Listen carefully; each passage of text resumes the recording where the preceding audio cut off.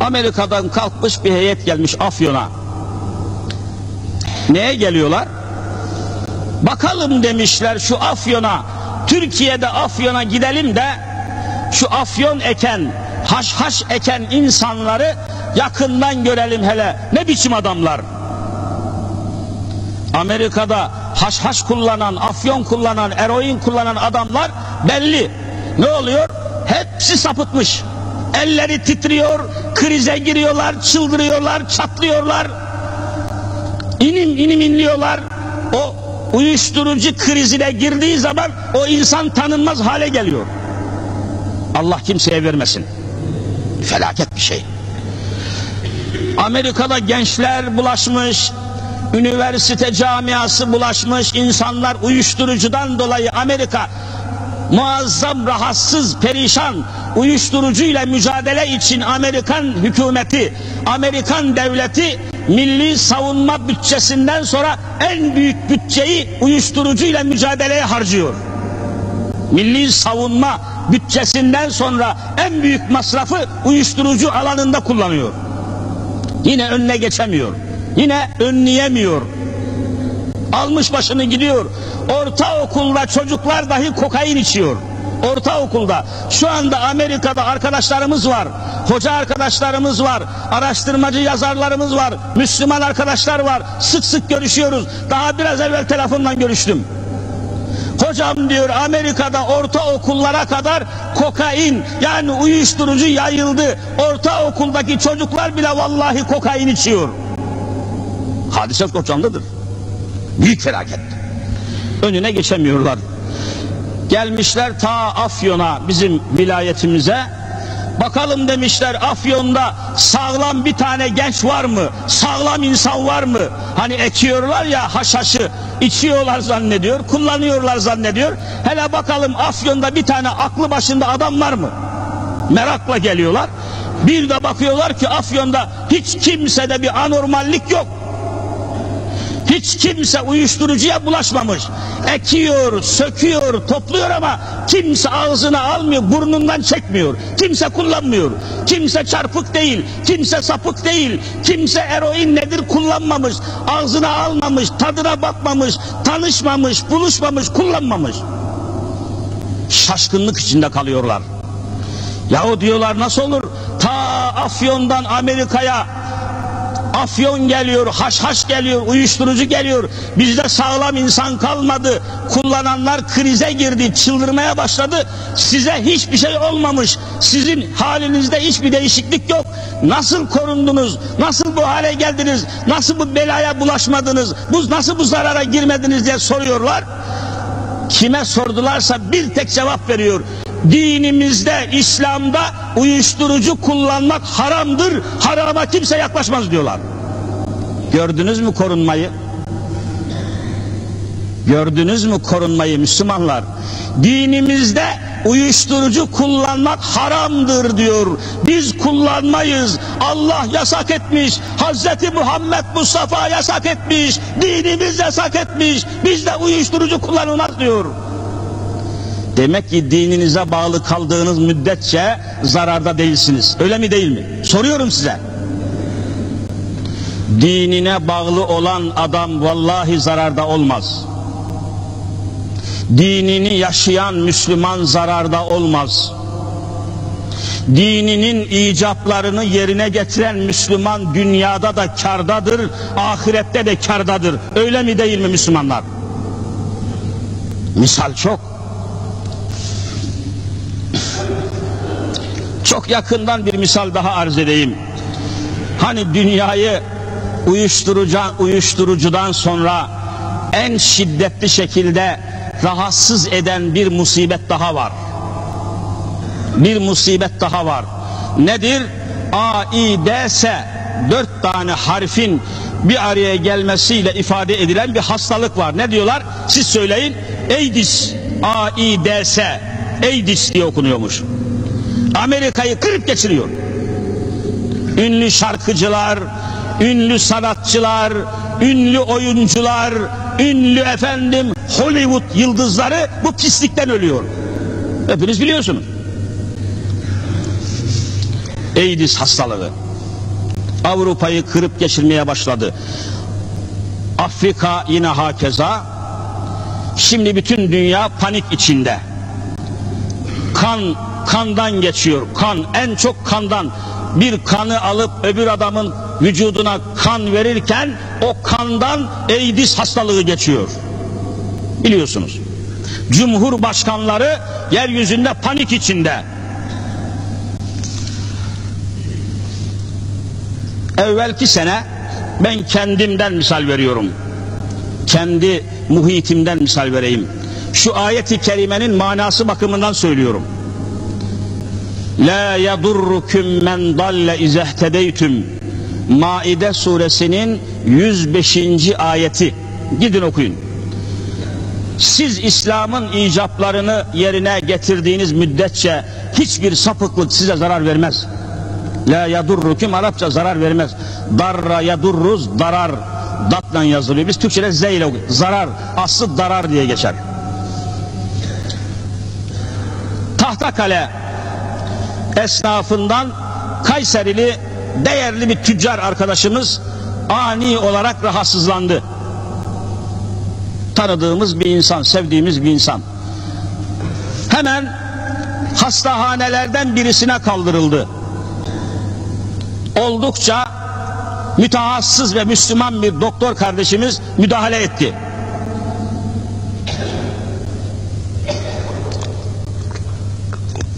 Derhal ameliyata aldılar. Ameliyat olması lazım. Ameliyata karar verdiler. Ancak ameliyat esnasında bazı sıkıntılar olabilir diye tıp dilinde komplikasyon diyorlar. Komplikasyon, ani bir durum ortaya çıkar, kanama olur, kan kaybedersiniz. Hemen yanı başında o kaybettiği kanı hastaya vermek için şişelerle kanın bulunması lazım. Kan verilmesi lazım. Doktor dedi ki bana 6 şişe kan getirin. 6 şişe kan getirin. Durumları da iyi bir tüccar, iyi bir esnaf. Hemen gittiler, parasını yatırdılar, 6 şişe kan geldi. Ne olur Müslümanlar dikkatinizi toplayın. Meseleleri anlamamız lazım, çok önemli. İslami açıdan önem arz ediyor. 6 şişe kan geldi, ameliyat başlıyor. Hasta ameliyata alınmış. Doktor arkadaşımız dedi ki ben bu kanı kullanamam. Getirdiğiniz bu kanı kullanamam. Bunda vebal var. Manen sorumlu olurum. Niçin? Bu kanın AIDS raporu var mı yok mu? Bu kanın içinde AIDS mikrobu olup olmadığının testi ve raporu nerede? Niye raporu yok bunun dedi. Yoktur diye bir rapor istedi. Raporu yok, getirmemişler. Yok dediler böyle, ben kullanamam dedi. Manen sorumlu olurum. Gidin acele bu kanı bir laboratuvarda tahlil edin ve bunun içinde AIDS olup olmadığın raporunu getirin dediler. Dedi. Hemen gittiler, en yakın bir laboratuvara, en hızlı, en teknik bir laboratuvara gittiler. Rica ettiler. Laboratuvar dedi ki 3 günden evvel rapor veremeyiz. Uzayacak, çok sırada bir sürü kan var. Halbuki hasta ameliyata alınmış durumda. 3 gün değil, 3 dakikaya tahammülü yok. Geldiler, dediler ki doktor bey mümkün değil, 3 günden evvel rapor veremeyiz diyorlar. Ne olur rica ediyoruz bu kanı kullanın. Doktor hem Müslüman olduğu için hem de mütehassıs olduğu için direniyor. Ben vebale giremem. Ya bu kandan bu hastaya AIDS bulaşırsa Allah'a nasıl hesap veririm? İnsan hayatıyla oynuyorsunuz, kolay mı? Yalvardılar, yakardılar, çaremiz yok. Doktor, hasta gidiyor doktor. Doktor da çaresiz kaldı, dedi ki aynen şunu söyledi. Gidin Fatih'te Kur'an kurslarından bir tanesinden çocuklardan 0 grubu RH pozitif kan getirin. Kur'an kursundan getirirseniz vallahi tatbik ederim dedi. Kur'an kursundan. Çaresiz kaldılar. Gidip bir Kur'an kursumuzdan 6 şişe kan getirdiler. Doktor tereddütsüz aynen uyguladı.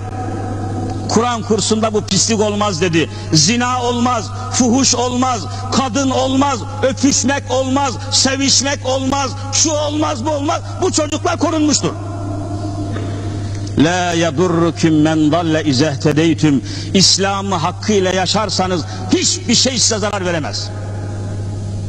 Haramlardan sakınırsanız, günahlardan korunursanız, vallahi yeryüzünde asla zarara, ziyana, felakete, musibete, fitneye, fesada uğramazsınız.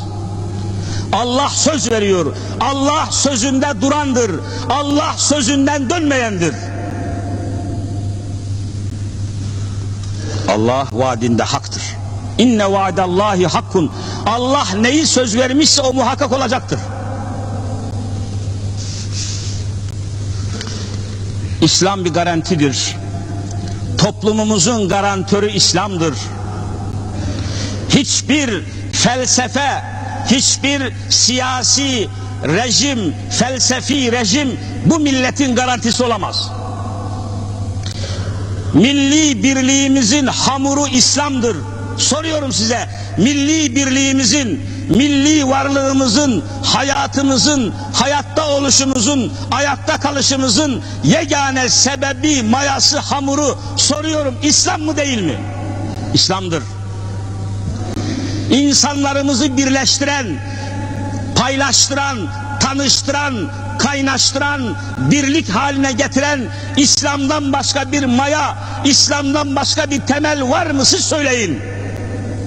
Yok işte. Bunun en güzel tablosunu, en güzel manzarasını Alparslan Türkeş'in cenaze töreninde açık açık gördü bütün millet. Gördünüz mü, görmediniz mi? 2 milyon insan, ne olursa olsun biz karakterleri münakaşa etmiyoruz. Siyasi bir gerekçeyle de konuşmuyorum. Gördünüz, o karda, o kışta, o kıyamette, o fırtınada, o yağan karın altında, o müthiş dumanlı, karlı, fırtınalı havada normal bir insan 10 milyon verseniz 10 dakika bekleyemeyeceği o soğuk havada 2 milyon insan o cenazenin peşinde ve etrafında ya Allah, Bismillah, Allahu Ekber diyerek yürüdü mü, yürümedi mi? İslam'ı gördünüz mü? İslamiyet'i gördünüz mü? Ölen kim olursa olsun mühim değil. Türkiye'nin bir tek gerçeği var. Türk halkının, Türk Müslümanlarının bir tek gerçeği var. O da İslam. İslam, Allahu Ekber. Ankara'nın semaları tekbirden çınladı mı, çınlamadı mı? Siz İslam'a bakın. Siz İslamiyet'e bakın. Millet o ölü istese de istemese de ölmüş gitmiştir. Onun hakkında bir şey konuşmuyoruz.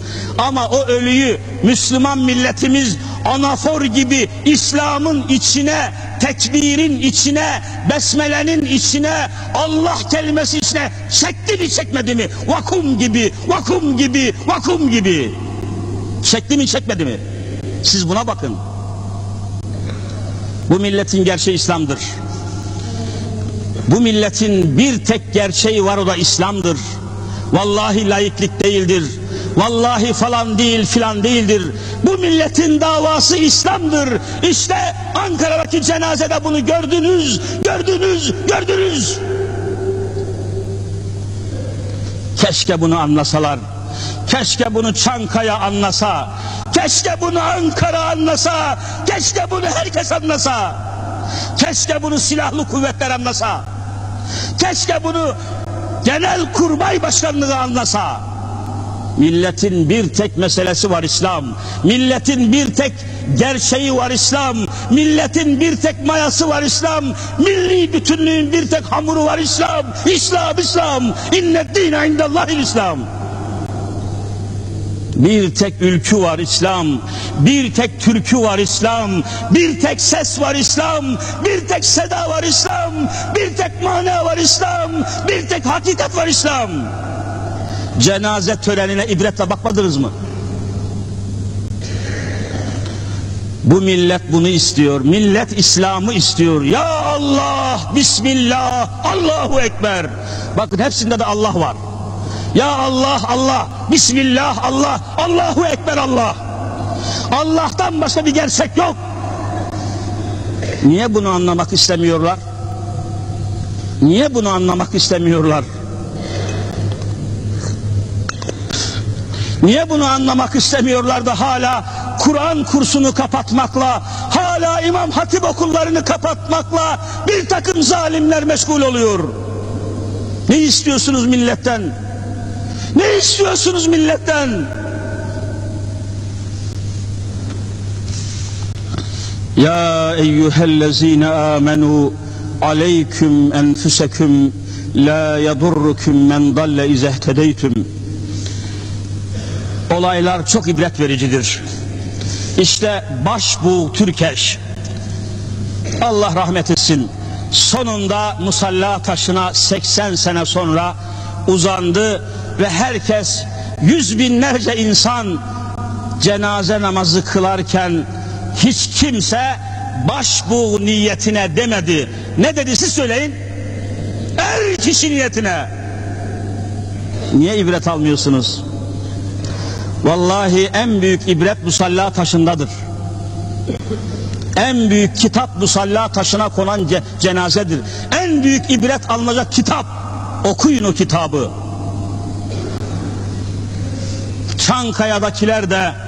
Çankaya'dakiler de musalla taşına geldiği zaman Cumhurbaşkanı niyetine denmeyecek cenazede.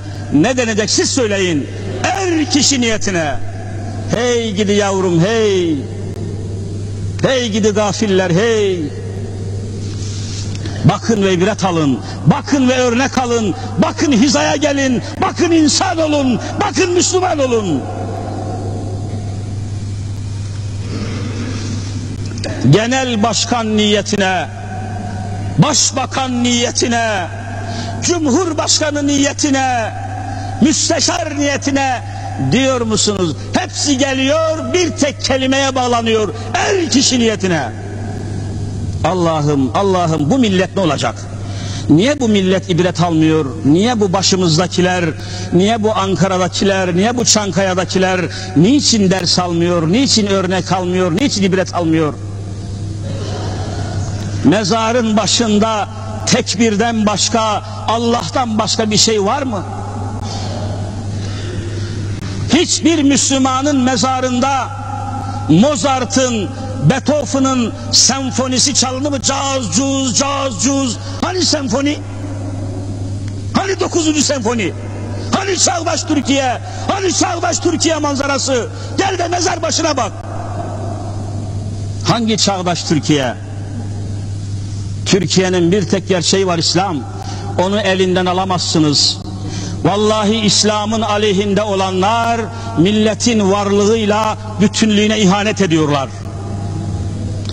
Dini İslam'ın aleyhinde olanlar, açıkça söylüyorum, vallahi vatan hainidirler. Milli birliğimizi parçalamak istiyorlar. Milli varlığımızı yok etmek istiyorlar. İşte mezarbaşı, işte Ankara'daki Beştepe'deki cenaze merasimi. Kimmiş milleti bütünleştiren? Neymiş Müslümanları birleştiren? Neymiş Türkleri birleştiren? Neymiş insanları bir araya getiren? Hadi söyleyin. İslam'dan başka varsa söyleyin. Laikliği söyleyin. Sosyalizmi söyleyin. Faşizmi söyleyin. Hayır, hiçbirisi yok. İslam'dan başka maya yok. Hadi söyleyin. Ne maddi servet, ne makam, ne şöhret, hiçbir şey çare olamıyor. İşte bundan bir süre önce televizyonlardan bilmem hangisinde yüksek bir maaşla sunuculuk yapan, fiziki güzelliği yerinde bir kadın kafasına bir kurşunu sıkıp ölüp bu dünyadan ayrılmadı mı? Bakınız, tek kurşunla hayatına son veriyor. Bu tek kurşunla hayatına son veren kadın, bir araştırın Allah aşkına. Sosyologlar araştırsın, psikologlar araştırsın, insan bilimciler, siyaset bilimciler, toplum bilimciler araştırsın, araştırma yapınız. Bu kadın niçin kendisini tek kurşunla vurdu, öldürdü? Bir bakıyorsunuz, Kanlıca'da muhteşem bir yalıda oturuyor. İstanbul Boğazı'nın en müstesna yeri Kanlıca'dır. Muhteşem bir yalı. Bu sohbetlerimizi sürdürebilmemiz için lütfen bu videonun altındaki süper teşekkür butonuna tıklayarak destek olun. Sizin katkılarınız, sohbet kanalımızın devamlılığı için son derece önemlidir. Hayra vesile olan, hayrı yapan kimse gibidir. Daha geniş kitlelere ulaşmamız için videoyu beğenip paylaşmayı unutmayınız.